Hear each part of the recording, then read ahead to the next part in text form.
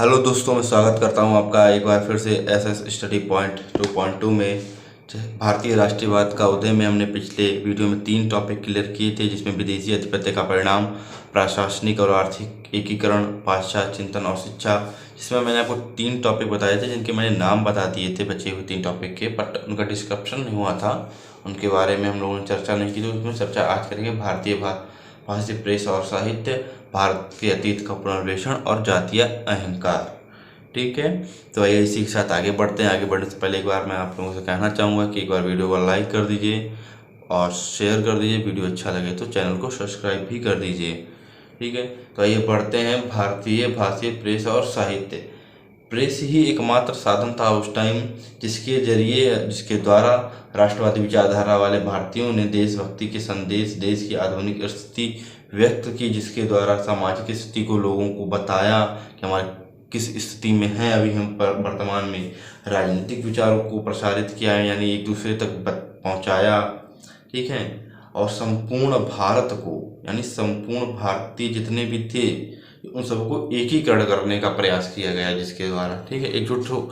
और उनके अंदर ये जागरूकता लाई गई कि सबको एकजुट होकर काम करना पड़ेगा, स्वशासन के लिए, जनतंत्र के लिए, स्वतंत्रता के लिए।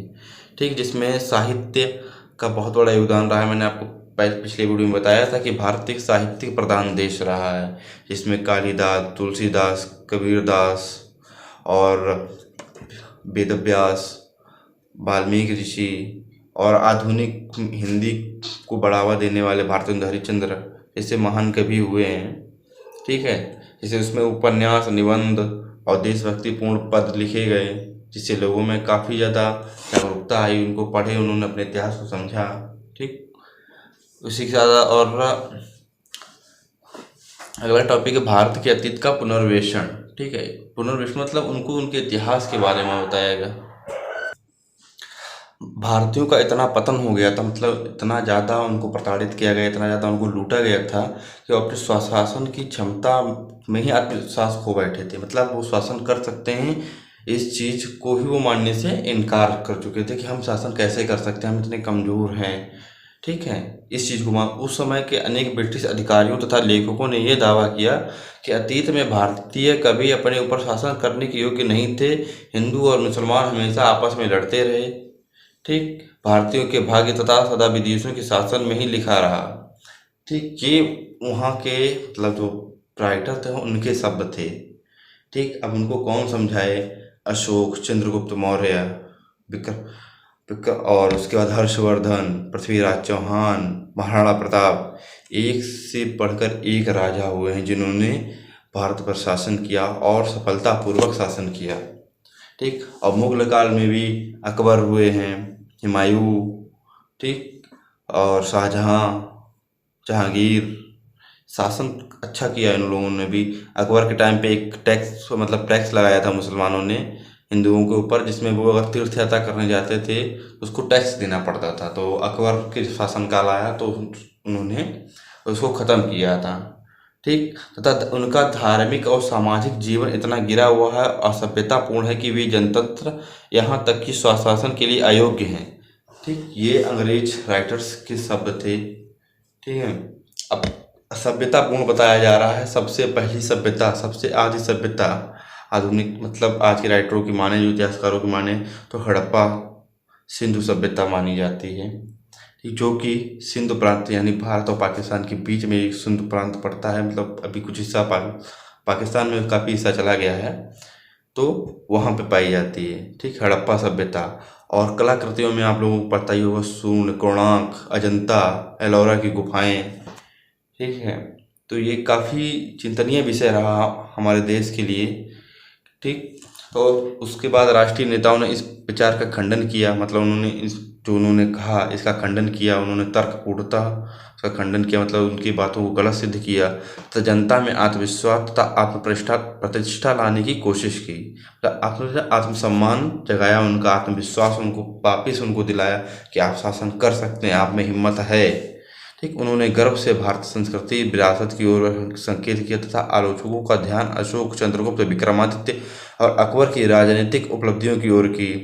ठीक, इस समय कार्य में उन्हें यूरोपीय और भारतीय विद्वानों की खोज और कृतियों में सहायता मिली। ठीक, उस समय की जो कृतियाँ थीं, जो उस समय के जो इतिहास लिखे गए, उस समय की जो कविताएं रहीं, उस समय के जो लेख रहे, उनसे काफ़ी उन्हें मदद मिली। ठीक, चंद्रगुप्त मौर्य के ज़माने में काबुल कंधार, अशोक के ज़माने में कलिंग भी विजय कर लिया था, काबुल कंधार तक पूरा भारत फैला हुआ था। ठीक, जिसे अखंड भारत भी कहा जाता है। ठीक, दुर्भाग्यवश कुछ लोग भारत के अतीत को आंख मूंद कर गौरव तथा गाथा करने लगे तथा उन्होंने इसकी कमजोरी और पिछड़ेपन को नज़रअंदाज कर दिया।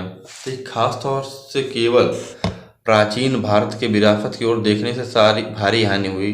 मध्यकाल की उतनी ही महान उपलब्धियों की उपेक्षा कर दी गई। इससे बिंदुओं को सांप्रदायिक भावनाओं को बढ़ावा मिला। इससे क्या हुआ कि हिंदू मुस्लिम में थोड़ा सा खिन्नता आ गई कि उन्होंने अपने इतिहास को बताया, हमारे इतिहास को नहीं बताया, कि हमने भी कई सारी उपलब्धियाँ हासिल की। ठीक, ये कुछ लोगों ने किया, सब पूरे में मतलब सभी को इसमें नहीं मिलाया जा सकता। ठीक, ये कुछ लोगों का अपना अपना विचार और अपना अपना मत रहा, क्योंकि अब हाथ ये पांचों उंगलियां बराबर नहीं होती। ठीक, सबका अपना अपना मत होता है, सबके अपने अपने विचार होते हैं। ठीक, हालांकि उसके बाद भी असफाउल्लाह खां, चंद्रशेखर आज़ाद सब अपने साथ में देश की लड़ाई लड़ी। ठीक,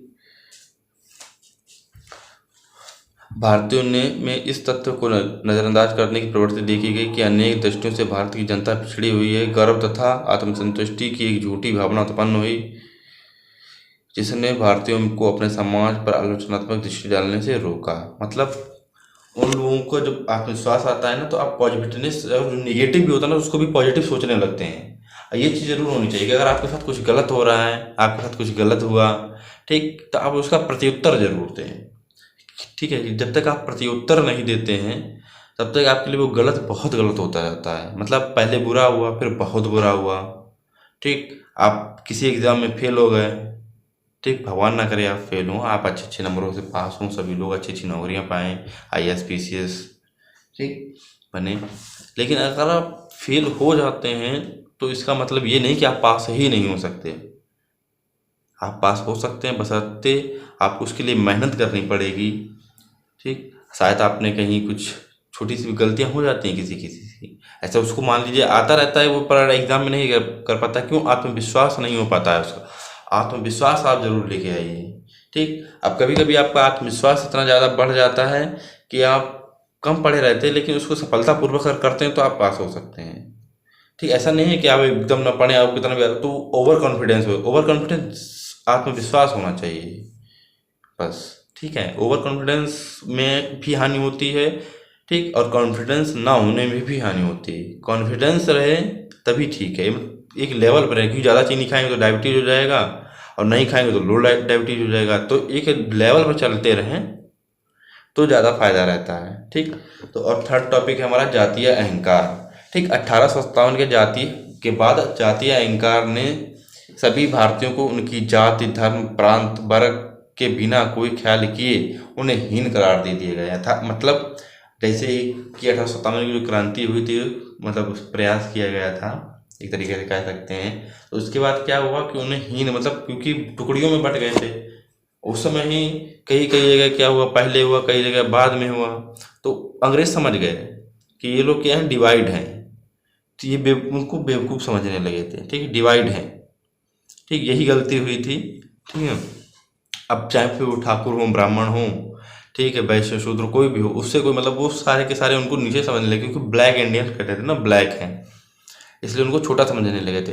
यूरोप वासियों के लिए स्थापित विशेष क्लबों तथा रेल डिब्बों में भारतीयों को जाने की इजाज़त नहीं थी। आप लोग मतलब अपने देश सुना होगा कई बार कि जो पहले मतलब आज़ादी से पहले फर्स्ट क्लास में भारतीय नहीं बैठ सकते थे, जो क्लब थे उनमें भारतीय नहीं जा सकते थे। यहाँ तक कि मूवियों में मतलब उस टाइम की जो मूवी चलती थी 1947 से पहले, भारतीयों के लिए अलग बनाया जाता, रो बनाया जाता था, और जो अंग्रेज होते थे उनके लिए अलग रो बनाया जाता था। जो आज के टाइम आप लोग रिक्लाइनर जिसे बोलते हैं, वहाँ पे आप लोग बैठते हैं, उस टाइम पे इंडियन के लिए मतलब भारतीय के लिए अलाउ नहीं था।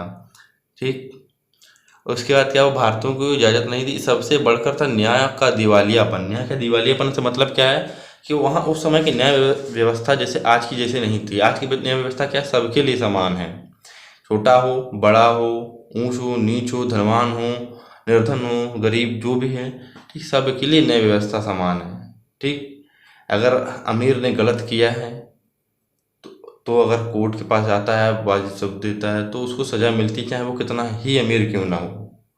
ठीक है, पर लेकिन उस टाइम ऐसा नहीं था। उस टाइम क्या था कि अंग्रेज अगर कोई गलती करता है तो भी इंडियन को ही सज़ा मिलती थी, क्योंकि जो अत्याचार कर रहा है वो तो इंडियन पे कर रहा है ना, भारतीय पे ही कर रहा है, फिर भी इंडियन को सज़ा मिलती थी। अगर बाई मिस्टेक इंडियन अगर किसी अंग्रेज को पीट दे तो भी इंडियन को सज़ा मिलती थी। ठीक, एक एक्ट लाया गया था इसी बीच में 1800 इलवर्ट बिल की असफलता, इलवर्ट बिल लाया गया था 1883 में। ठीक, इसमें क्या था कि न्यायालयों के फौजदार जो क्षेत्राधिकार थे उन्हें भारतीय और यूरोपियन के साथ समान व्यवहार करने तथा अंग्रेजों के मुकदमों को उन्हीं की जाति के जजों द्वारा सुनने के विशेष अधिकार को समाप्त करने से संबंधित था। मतलब अगर जो अंग्रेज थे, मतलब वो पर्टिकुलरली अगर उसी की जाति के लोग नहीं सुनेंगे। अगर अंग्रेज गलती कर रहे हैं तो अंग्रेज, क्योंकि अगर अंग्रेज रहेगा तो डेफिनेटली वो जातिवाद करेगा, इसलिए उसमें उनकी संविधान उसको हटाने का प्रयास किया गया था कि अगर अंग्रेज है तो इंडियन रहे, यूरोपियन रहे, जब कहीं का भी रहे, बट वो अंग्रेज नहीं रहेगा। ठीक, इलवर्ट बिल इसीलिए लेके आया गया था, लेकिन वो लागू ही नहीं हुआ।